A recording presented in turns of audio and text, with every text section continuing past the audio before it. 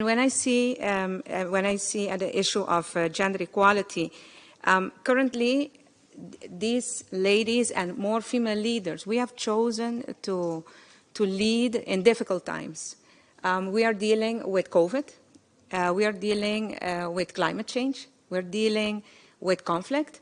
And although Aruba is, for example, very far away from Ukraine, the effects are very negative on the island. The impact is very big.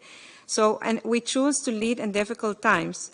And I think that's what we are here on Earth to do.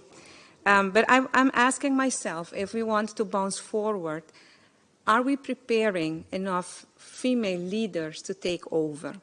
Like I just mentioned to a couple of colleagues here, we climbed to the top. We are on the top. There comes a day that we have to take the elevator back down. And are there enough female leaders standing in line at the elevator to elevate to these positions? Are we doing enough in our positions now to prepare them for this? Because we cannot leave it by chance. It will not happen by chance. Myself, I can fairly say that it's due to my parents that had an open view on how to educate the children.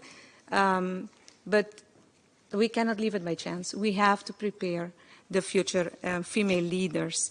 In Aruba, something that we are very focusing on, and that will be my last remark on this, we all know that the children attending primary education currently, most of them will be working in jobs that today not even exist. Are we preparing them enough for these jobs?